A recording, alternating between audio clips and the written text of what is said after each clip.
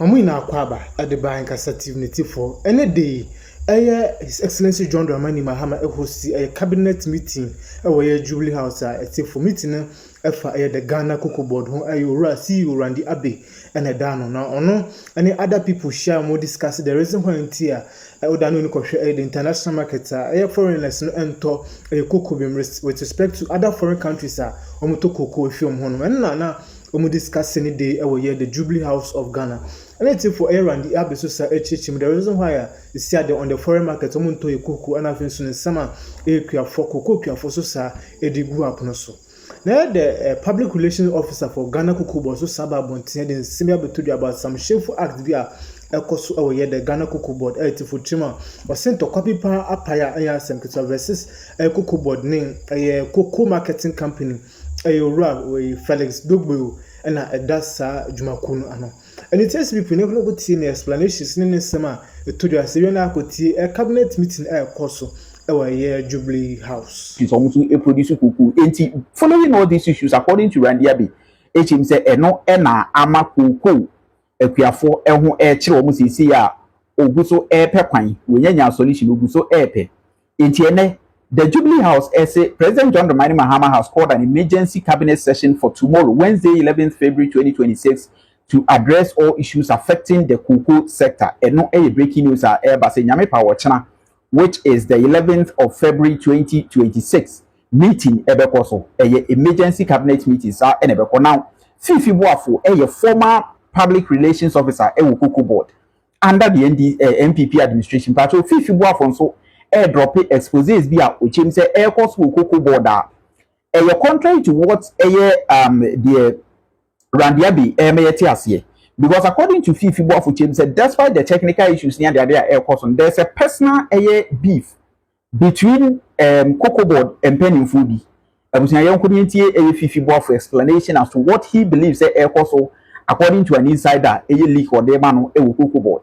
Now yentimi enter and 7 or so. One unfortunate thing that has happened at Cocoa Board, as I've been reliably informed, and I know they cannot deny, it's on an unnecessary theft war happening at Cocoa House.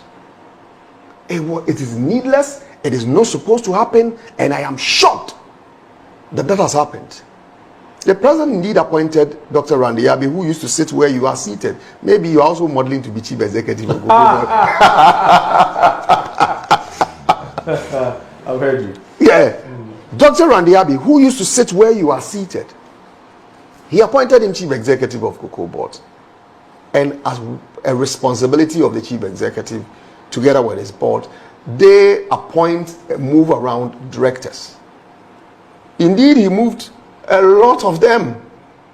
If you go to Cocoa House now, I'm sure if not for the fact that I know people at different levels, I'll look like a stranger there because most of the directors we worked with are either somewhere in some corner, you cannot find them. But at least pushed some people up. The managing director of Cocoa Marketing Company was moved to an innocuous office. I doubt what he's doing at the moment. But hey, they say we shouldn't talk about the fact that they are not doing anything. The fact that they've been reassigned to something else, we should keep quiet about it. But he promoted a deputy managing director to become the managing director of Cocoa Marketing Company. And I have no doubt about the competence of the gentleman. Dr. Abbey promoted to become the managing director.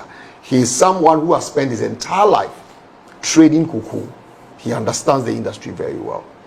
One fine morning, or one unfortunate morning, I should rather say, there was a motorcade followed by land cruisers, drove to the compound of Cocoa Board, and a gentleman popped up and said, well, I have not a white letterhead, but I have a green letterhead from the President of the Republic, appointing him as the managing director of Cocoa Marketing Company.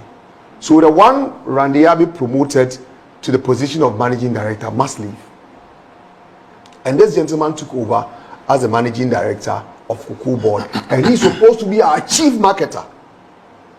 This chief marketer did not go just to market, but he went there to say that, I'm the new sheriff in town. Who is Randy Abbey? He has a green letter just like myself. Then the theft war started.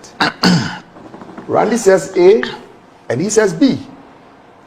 Not ready to listen, not ready to engage, and not ready to collaborate. And the theft war has existed from the time this gentleman was appointed to date. So just look, and why is this theft war relevant in the conversation?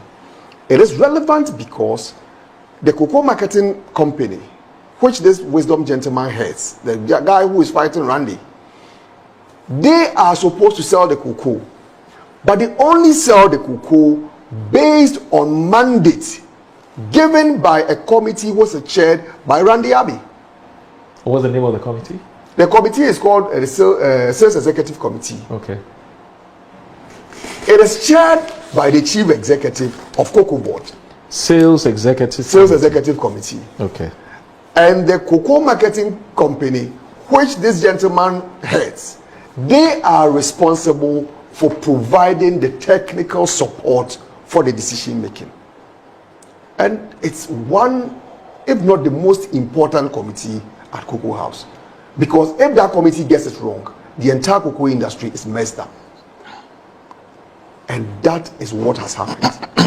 That committee, I am told, reliably, that even sometimes meetings are called and the managing director of the cocoa marketing company says, I'm not in a good mood. And that's wisdom. He doesn't attend. He's sick. He doesn't show up. And even when he shows up, it's a different story altogether. Because he doesn't see eye to eye with Randy. And this is a critical part of the board. So instead of sitting down, join, bringing out the best of ideas in a collaborative manner for the industry, they sat down, engaged in needless theft war. Now the price has dropped to 4,000. Now you're unable to sell the cocoa. Now they have a mounting debt of about 11 billion owed to license buying companies. Now they have about 300,000 metric tons. 11 billion cedis. That's supposed to go to the cocoa farmer. Well, they may say that the money has to go to the LVCs. As to whether they help them, they have found a very funny way of going about this whole issue. Oh, blame the former government. Oh, there was debt. Oh, there was a rollover contract. Oh, they didn't go for syndication. They didn't even pay for the syndication they contracted. Yesterday, I put out an information to debunk that misinformation that they had gone ahead to share severally, that we did not pay for the 2024 syndication. The 2024 syndication was paid in full. So they should stop telling us. But how did you pay it? How did you pay for the syndication? You pay for the syndication with cocoa contracts. Okay, cocoa contracts, okay. Cocoa contracts. Right. I'll even come back to the bit about those who are suggesting, the editorial you read, suggested that we should go back to the syndication.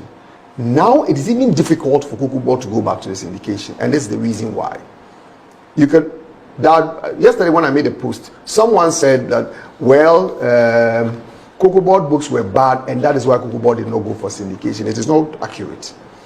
Cocoa Board syndication is largely based on cocoa contracts. And this is how it works. You sign contract with the trade houses, and the contracts are lodged with the arrangers. And then anytime you deliver cocoa, then the money is paid to the lending banks. So they look at the contract you have, and that is the basis of signing any syndication deal. Today, we have about 300,000 metric tons of cocoa that has not been sold.